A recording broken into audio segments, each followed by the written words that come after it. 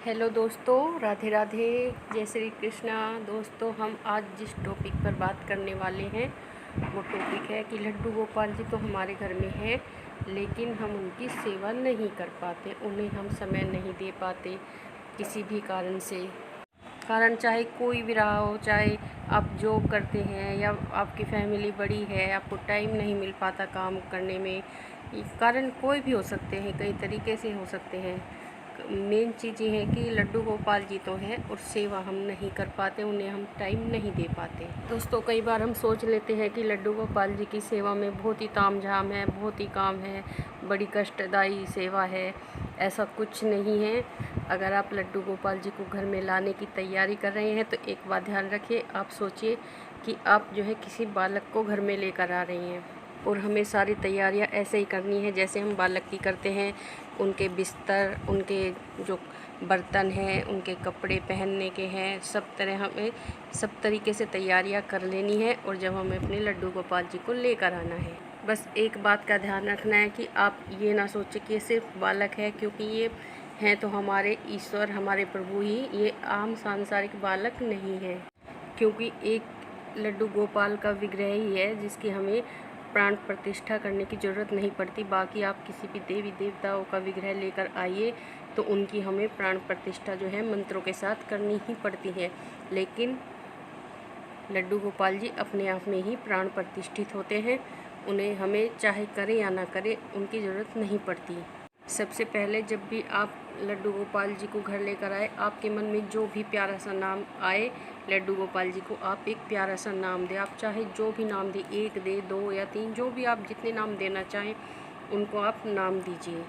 जैसे कोई लड्डू बुलाता है, कोई कन्हैया बुलाता है, कोई कान्हू, जो भी आपके मन में सबसे पहला नाम आए अपने लड्डू गोपाल जी के लिए, आप वो उनके लिए नाम रखें और इसी नाम से आप उनको पुकारें। आपको ये समझना होगा कि लड्डू गोपाल जो हैं अब आपके घर के सबसे मुख्य सदस्य हैं।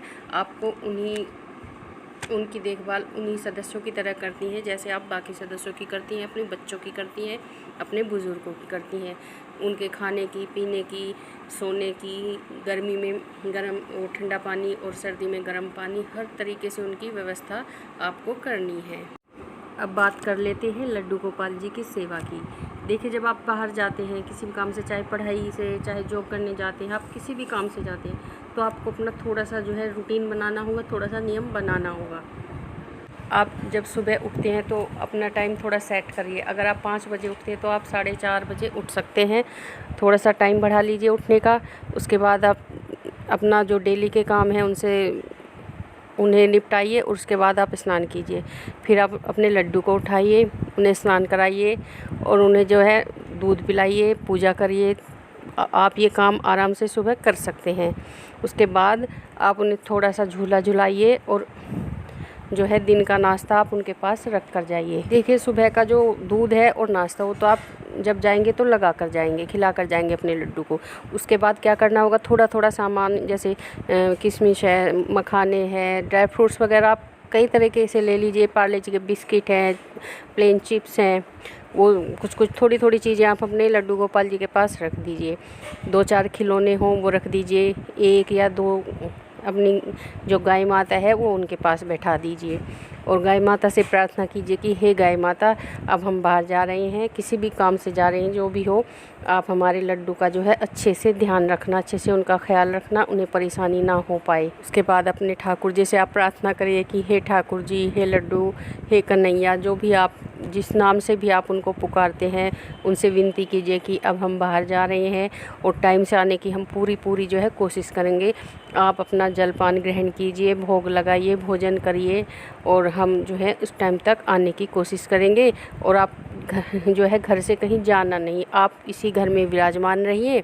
और भोग के साथ साथ आप ध्यान रखें कि अगर गर्मी है, अगर आप फ़ैन में रखते हैं लड्डू गोपाल जी को, फ़ैन चला कर जाए, एसी में रखते हैं तो एसी चला कर जाए, उन्हें गर्मी ना लगे। सर्दियों में जो है आप जो गर्म कपड़े की व्यवस्था है वो उनके लिए करके जाएं। आप कोशिश करके जाएं कि लड्डू जी को हमारे किसी भी तरीके से कोई कष्ट नहीं होना चाहिए। जो उनका भोग आप रख के जाते हैं उसे आप जो है किसी जो कॉटन का जो कपड़ा है या नेट का कपड़ा है, बहुत महीन सा, आप वो उनसे उनके ऊपर ढक कर जा सकते हैं ताकि उन पर मक्खी मच्छर कुछ ना बैठे और जो हमारे ठाकुर जी का भोग है वो दूषित ना हो। और एक बात का और ध्यान रखना, आप उनके लिए जल की व्यवस्था ज़रूर करके जाएं। ऐसा ना हो कि हमारे लड्डू जो हैं प्यासे बैठे रहें और उनको किसी प्रकार का कोई कष्ट हो।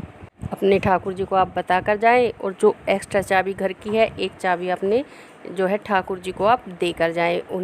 उनसे विनती करें, उनसे आग्रह करें कि हे ठाकुर जी, अब हम बाहर जा रहे हैं, आप अपने घर का ख्याल रखें, अपना घर संभालिए और हमारे आने तक घर का भी ख्याल रखिए। तो फ्रेंड्स, आप इस तरीके से अपने ठाकुर जी से बातें करके और उनसे अपने मन की बात कहकर और अपनी जो भी परेशानी है वो बताकर आप बाहर चले जाइए। और बाहर जाकर भी आप मानसिक सेवा अपने ठाकुर जी को दे सकते हैं। ज़रूरी नहीं कि आप पास में रहकर ही सेवा करें, आप दूर रहकर भी अपने ठाकुर जी की सेवा कर सकते हैं। इसे हम मानसिक सेवा कहते हैं। जब भी उनके जो भोजन का समय हो तो आप मन ही मन उनका नाम लीजिए और उन्हें बताइए कि हे ठाकुर जी, मैं आपके लिए प्रसाद रख के आई थी, भोग प्रसाद रख के आई थी, जल रख के आई थी या दूध रख के आई थी, आप वो ग्रहण कीजिए।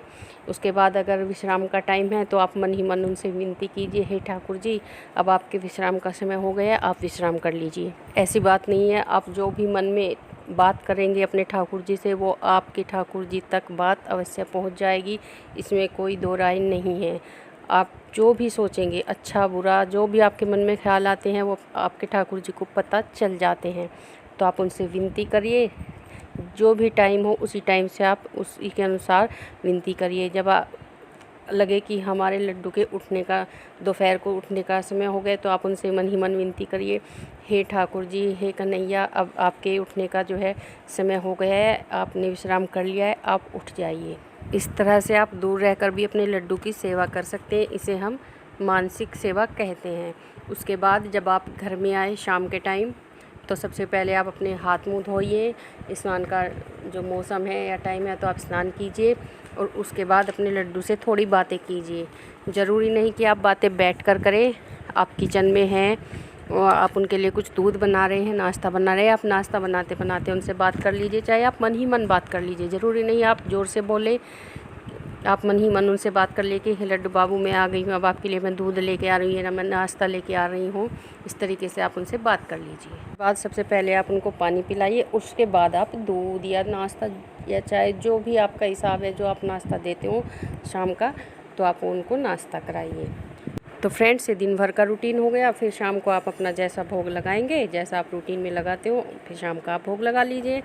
और शाम का जो उनका सोने का टाइम है, आप चाहे किसी टाइम सोए, वो आपकी मर्ज़ी, आप उनको 9 से 9:30 के बीच तक सुला दीजिए। तो इस तरह से आप बाहर रहकर, बाहर जाकर, जॉब करके भी लड्डू गोपाल जी की सेवा ईज़िली कर सकते हो। इसमें कोई भी दो राय नहीं है। और इसी तरह से आप सेवा करते जाइए। फिर धीरे धीरे देखिए आप की ज़िंदगी में जो है चमत्कार पे चमत्कार होते जाएंगे। अब आप लोग देखना कि कभी तो आपको लड्डू गोपाल जी स्वप्न में दिखाई देंगे, कभी किसी रूप में, कभी किसी रूप में। आपके साथ कोई बुरी घटना अगर होने वाली है तो उसकी आहट भी आपको पहले से हो जाएगी। अब आप इस बात से निश्चित हो जाइए कि आपके साथ कोई बुरा होने वाला नहीं है, क्योंकि अब आपका हाथ जो है लड्डू गोपाल जी ने थाम लिया है।